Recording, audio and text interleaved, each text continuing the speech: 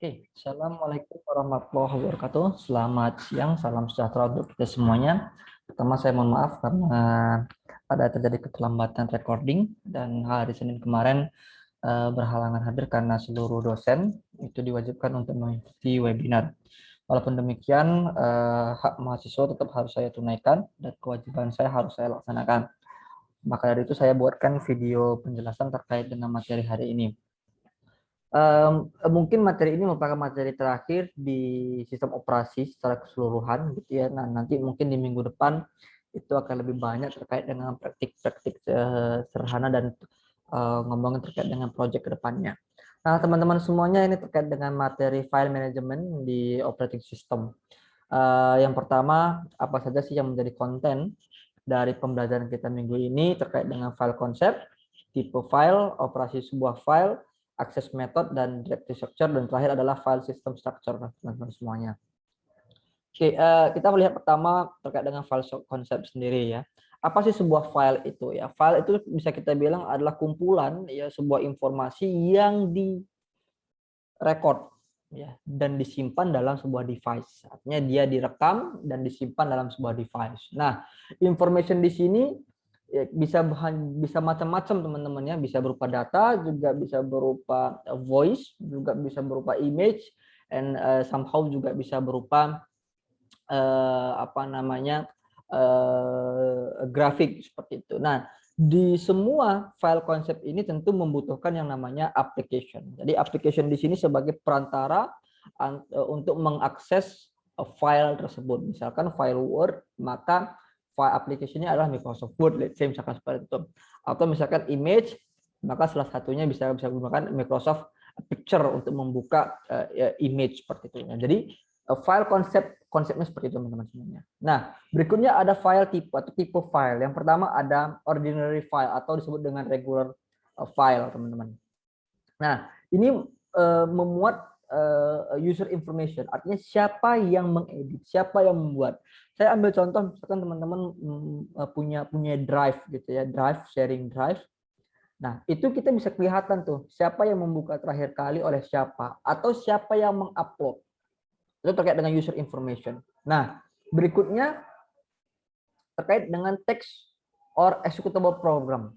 Ini apakah kita bisa melihat atau hanya bisa mengedit atau hanya jangan-jangan tidak bisa mendownload. Contohnya, ini juga sama teman-temannya kalau kita lihat di drive, kalau misalkan kita lihat di komputer kita mungkin ya semua file bisa executable gitu ya, bisa dijalankan. Tapi kalau kita lihat di drive, maka ada orang-orang tertentu yang dibatasi aksesnya. Dia hanya bisa melihat, tidak bisa melakukan editing di sana. Nah, berikutnya juga ada either file atau binary file. Jadi 01 gitu ya, teman-teman. Nah, berikutnya ada directory file. Ini directory file ini atau kita sebut dengan folder lah, gitu, yakni kumpulan file atau folder di dalam folder. Nah, dia tidak memuat data, ya. Jadi kalau kita bayangkan, kalau yang tadi adalah file, kalau yang ini adalah folder. Jadi folder itu kan juga bisa memuat sebuah folder dalam folder, lalu disimpan folder yang lain. Kayak gitu ya teman-teman ya. Nah, berikutnya ada device file. Nah, ini terkait memuat device information. Ya, contohnya misalkan mouse dan printer ini juga salah satu device file. Dia hanya mouse itu apa sih? Dia hanya menunjuk klik yes, klik no, klik yes, klik no. Dia hanya dua device file. Printer juga sama, hanya bisa ngeprint. Ya. Atau kalau kita dulu kita punya sebut dengan recorder ya, bisa merekam tuh, rekam dan gitu ya. Jadi, nah berikutnya juga ada book file ya, block file. Ini terkait dengan hard disk. Ini sudah mulai banyak nih. Nah, ini block file ini terkait dengan data-data yang berhubungan dengan hard disk. Bisa menyimpan dalam bentuk banyak file. Nah, ada Vivo. Ya, ini yang pernah kita pelajari teman-teman semuanya. Artinya file-file yang dijalankan atau ya file-file yang akan dijalankan oleh sebuah CPU. Kita buka macam-macam program, macam-macam file, lalu si buffer manager nanti yang akan mengalokasikan mana yang akan dijalankan terlebih dahulu. Ya. Berikutnya buffer manager ini juga lah yang nanti memproses seperti itu ya. Ini di stop, ini dibuka, akan diakses.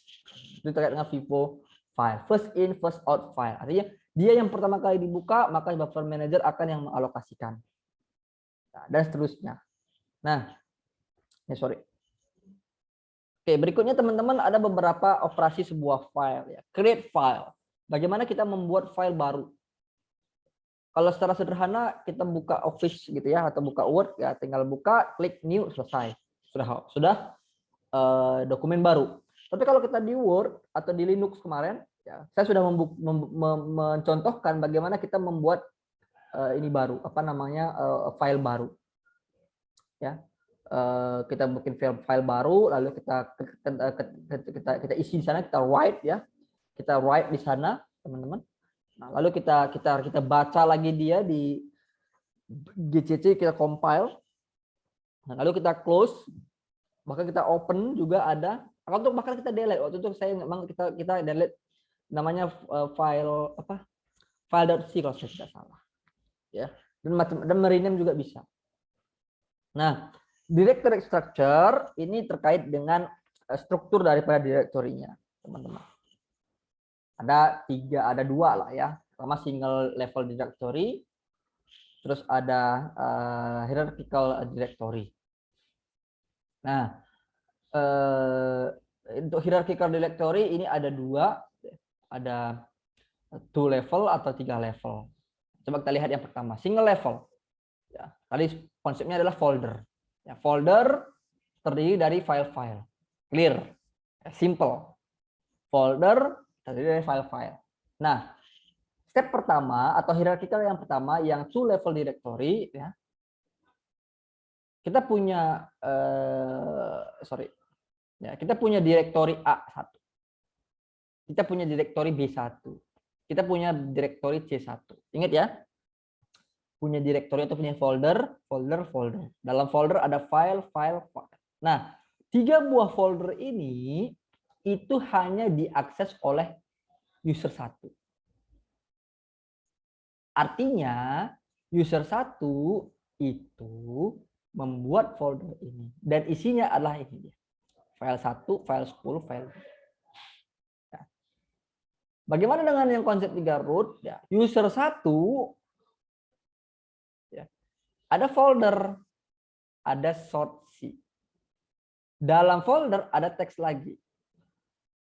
Nah, saya mau menunjukkan ya, contohnya apa sih, Pak? Nah, ya, ini user 1 ya, user 2. Nanti user 1 dan user 2 ini punya koneksi, punya hubungan atau dihubungkan.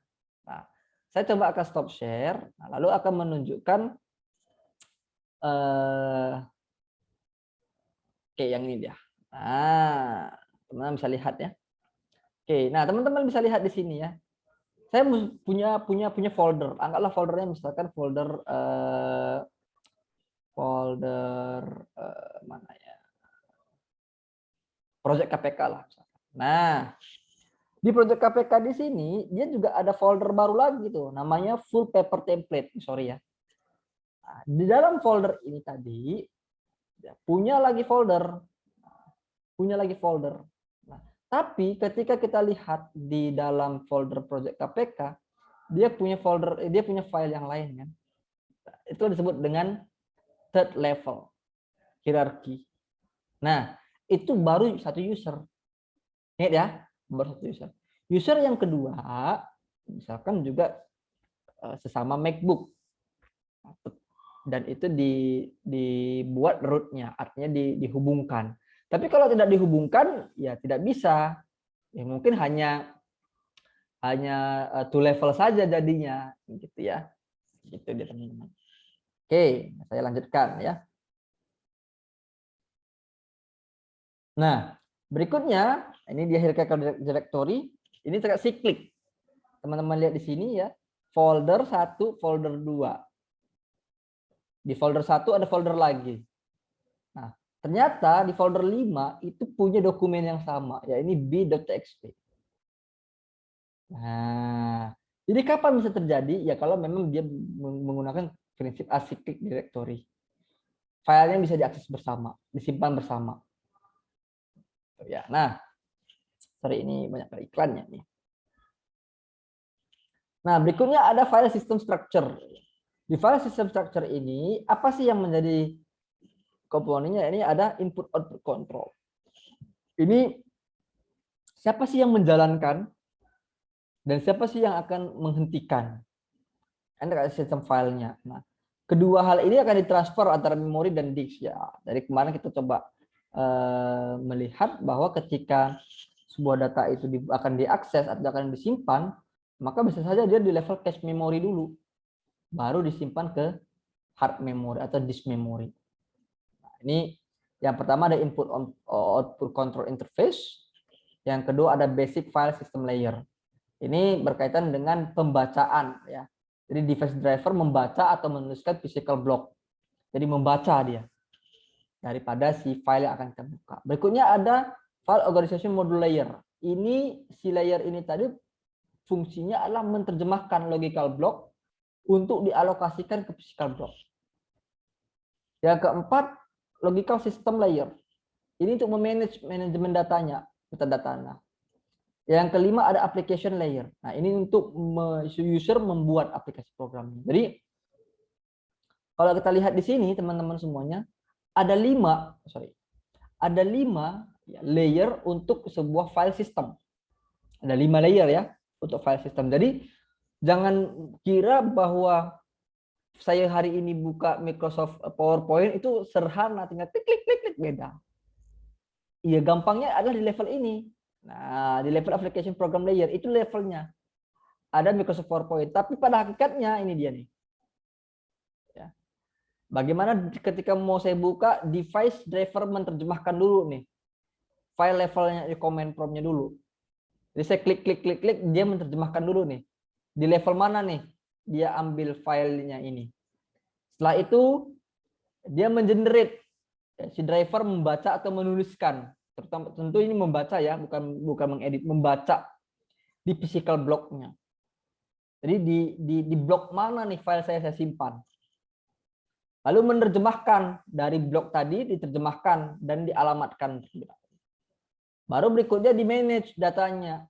Karena saya buka beberapa aplikasi, maka di cache memory juga di manage dulu. Oh, Pak Ikhwan mau buka file ini, file ngajar. Jadi dia disimpan dulu di cache memory. Kapan suatu itu akan dipanggil. Begitulah dia di layar terakhir terkait dengan application program. Nah, ada disebut dengan access method. Apa itu access method, teman-teman? Ini terkait dengan information yang disimpan dalam sebuah file yang dibutuhkan. Ya. Ada beberapa metode, misalkan sequential access, index access, ataupun direct access. Nah, sequential access ini kemarin ya, fixed length record contohnya. Ya, dia sudah fix dan dia baca satu-satu. Nah, index access, kita punya indeks. Kita punya indeks sehingga berdasarkan indeksnya lah kita akses. Ya. Ada direct access, ya. Ini direct access ini kita menggunakan misalkan glosarium, nah, contohnya, atau kita menggunakan daftar isi, itu kan daftar direct access tuh. Kita lihat daftar isi, kita klik langsung dia menghubungkan. Oke, mungkin itu saja. Tolong diingat bahwa yang perlu saya sampaikan tugasnya adalah saya akan coba buatkan algoritma sederhana dan teman-teman akan coba running di Python yang sudah di Python di Linux yang sudah diinstal. Jadi tugasnya adalah saya akan coba buat program sederhana ya terkait dengan scheduling mungkin ataupun yang lainnya dan teman-teman akan coba running. Mungkin itu saja, lebih dan kurang saya mohon maaf. Saya akhiri dengan wabillahi taufiq wal hidayah. Assalamualaikum warahmatullahi wabarakatuh.